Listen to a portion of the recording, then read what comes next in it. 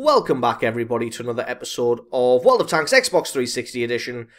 My name as always is Maxwell, and today we're going to be taking a look at the VK3601 and playing to that tank's strengths. So this tank, the 3601, is a medium range sniper. It can be used as a long range sniper, but being a medium tank, it's able to get into much more advanced positions compared to the enemy. So, well, compared to your heavy tank, so you're able to get there quicker and set up a lot faster. So you tend to be more of a medium range sniper than the heavies tend to be, the Tiger and the Tiger II. So this first battle is going to be a standard battle on Sand River. And I've noticed not a lot of people take this route that I'm taking up here. One thing about the Xbox 360 version of World of Tanks is not many people know the map tactics as well as the PC guys do. So you're going to be able to find areas that are going to be not very well populated. Like I said, nobody really takes this route up here. Just to spoil the future, it's not going to work out particularly well being able to flank all the way around here in this match. I would have been able to get to the same position a bit quicker if I'd just followed my allies down the road, but then you never know if the enemy's going to be set up and watching the road as opposed to set up and watching this area. As you see, just as I crest this dune here, it gives you a fantastic view of the open sand here with no cover for the enemy. Excuse me, still got a bit of a cold here that I'm still trying to get rid of. So if you hear me sniffing, that's why. So yeah, as you saw when I looked through sniper mode there, you've got a big vast open plain of sand with very little cover. And if you can catch an enemy tank in that position there, you're going to be able to do some serious damage to them. And if you start taking fire from the enemy, you can just drop back behind the sand dune itself and you are going to be okay. Get let down a little bit by gun depression there and the terrain, so I'm not able to get anything on that T14. I'm not really bothered about that, as the enemy team has decided to put no forces whatsoever in this southern area of the map. So, me and this other VK, he's got the 8.8 centimeter, the 88mm gun, whereas I've elected to stay with the Cornish, and that's just because of the penetration. As you can see, just able to sail straight through the front of a Churchill there. Decided to switch over to the Jackson because he's got a bigger gun than the Churchill, but because of the position that he's in, I'm not really able to get any shots through his armor, so I really should have just stuck with the Churchill. Able to hit him that time, and I'm going to start taking fire any minute now, but the Jackson starts to make a run for it. Unfortunately, he's well out in the open, so a little bit of a jerk there, and I almost miss him. But I'm just going to be able to track him, and there's no way he's going to get into cover before I'm able to just work him down like that. I start taking a little bit of fire, so I start to back off. But I realise they don't really have that many big guns in the area, so I can probably just afford to stay here and take it. Angle the armor nicely. I'm going to drop back just a little bit. Maybe try and make the camo kick in. But I've realised that nobody's really flanking around, and there's a nice little path into the enemy base in the southern area here, which is underutilised by either the enemy or the allied team, no matter which one. If you spawn here or you don't spawn here, nobody really uses this path. So it's a great way to get into the base. So as you saw, this thing really good as a medium range sniper, especially with that Cornish. With the 8.8, the 88mm, not as good as a sniper, especially because it only has 132 pen. It's got fantastic alpha damage, but only 132 pen penetration value, and its rate of fire isn't fantastic. Whereas you can see, the gun here has a great rate of fire, and I'm able just to put shots straight through the front there. I do take a derp to the face, and I was a bit surprised that it did so much damage. But as you can see, I'm still getting pretty good hits on this Panzer IV here, and I'm able to take him out in the end. And then coming around and using these rocks is a great technique to use, and I'm just going to come up and try and take out some of these tank destroyers here. Spot out a Jagdpanzer there and get a good hit on him. I start to try and reverse to try and get another shot on him before he disappears, but that's never going to happen. So I should have probably just carried on driving. It looks like the enemies concentrated so many forces on that northern flank. They have won the northern flank, and I was a little bit worried earlier on that they were going to overrun our base, but looks like the guys who stayed back at base did a fantastic job of fending off the enemy attack. And I'm just going to come in now and take the sniping position that tank destroyers would normally take to defend the allied base. And I'm going to get up here instead and see if I can get some damage on people. Spot out a good chunk of enemies here. The Jagdpanzer 4's got his back to me, so that's just going to be a no-brainer to get some damage on him. The Hetzer, even with the derp, he's probably not going to be able to do too much damage to me, so I'm going to go for him. You will notice I have a bit of an idiot moment there. My gunner was killed during all of this, but I thought it was the radio operator, so I didn't bother using the repair kit. Now I see how big my aiming reticule is in a second and realise there's a reason for that. So get the old med kit out and fix up the gunner. As from this range, you're really going to need a gunner, but the accuracy of the gun's great. As you can see, really excels as a medium-range sniper. So now it's just a case of sit on this ridge and get as much damage as I can on the enemy tanks as they come in to try and defend.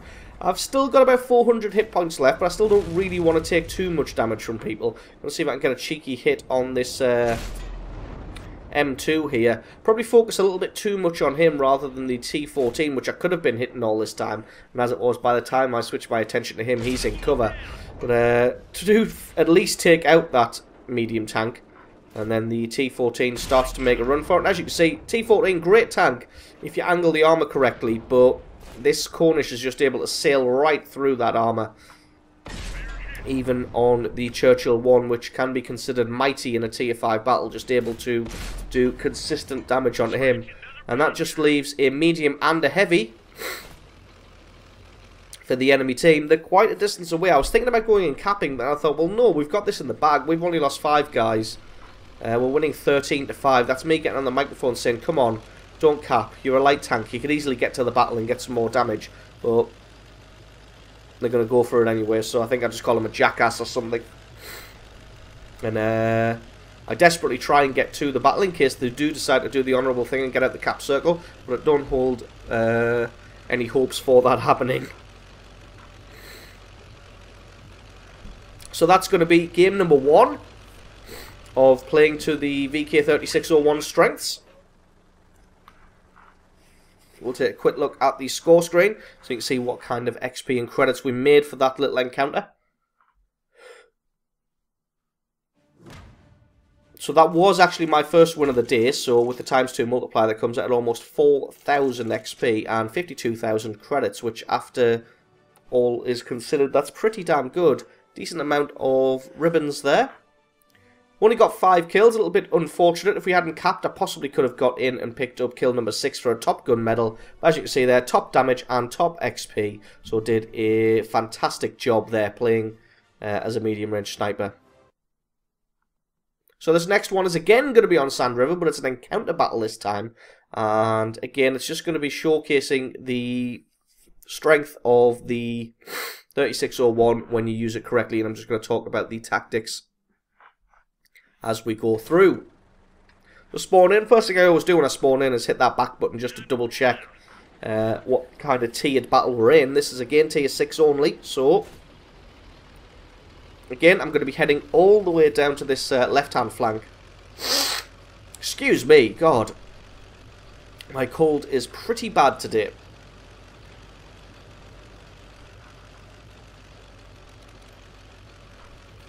So I'm going to be heading all the way to this southern flank. Going to take this little back door out of the base. And I realise that the majority of the team's going to be going up north, so I'm going to get down and maybe cover off the cap circle a little bit and just head to the place that I mentioned before. It's good that we've spawned in the other base this time, so we can have a look at the various tactics. And I think even if this wasn't an encounter battle, I still would have gone the same way, just because, like I said, that lane that I came down before is very underutilized, so you don't really expect to find any opponents in there. You could normally get some good flanking action on the go. I was just seeing if I had a shot on that medium tank that's capping, but it looks like our Panzer III in there was able to get a shot on him. And indeed, getting one hit was enough to push him out of the cap circle.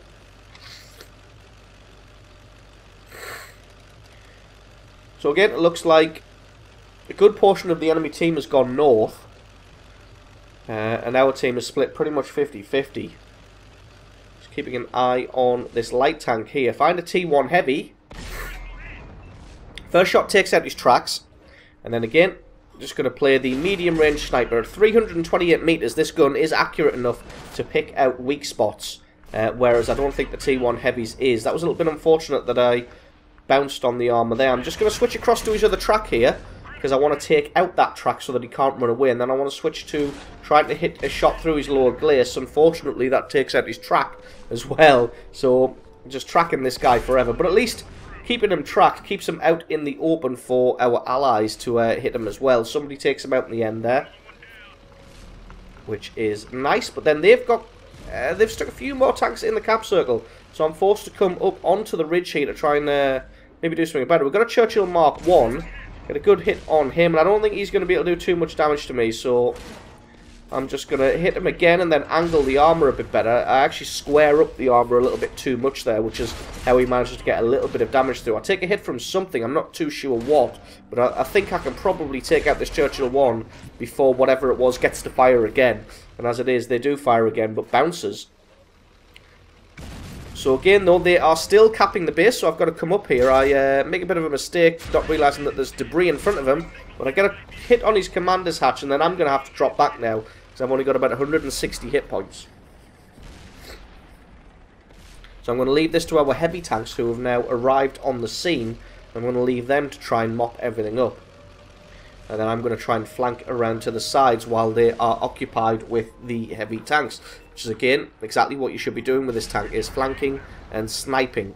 Try and stay out of sight until you have to fire.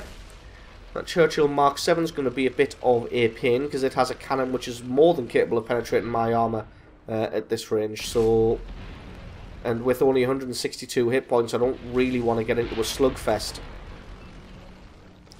But again, our heavy tanks turned up on the scene, and they've been able to pretty much just mop up the last remaining guys that were in the cap circle. Find a Panzer here and take him out. And the only guys that are left are those guys in the northern region. So I'm just going to move up to behind this other sand dune, see if I can get a shot on this Churchill 7. No, he gets taken out. So I decide here that the last of the enemy tanks possibly could win that fight in the north. So rather than charge straight down this road here, because I remember taking some hits from the left-hand side earlier on, as you see there, have a look to the left-hand side, there's a T-40. So that's probably what hit me earlier. So I didn't want to charge down there, considering that there was probably some tanks there. So I've decided just to go sit in the cap circle, and hopefully that'll bring the tanks from the north of the map all the way over to the ridgeline and give us something to shoot at while we capture the base. As you see, it kind of works as M6 comes in. Unfortunately, he's pretty much hull down, so I'm never going to be able to get a shot through the gun mantlet there. Might be able to get one through a weak spot in the turret, but I'm fairly sure he keeps himself fairly successfully hull down. But I mean, at the moment, he's kind of trading shots with our heavy tank that's not in the cap circle. So I mean, that's perfectly fine by us. As long as he doesn't start hitting us in the cap circle, then we've pretty much just got this game all sewn up. But the majority of us are here.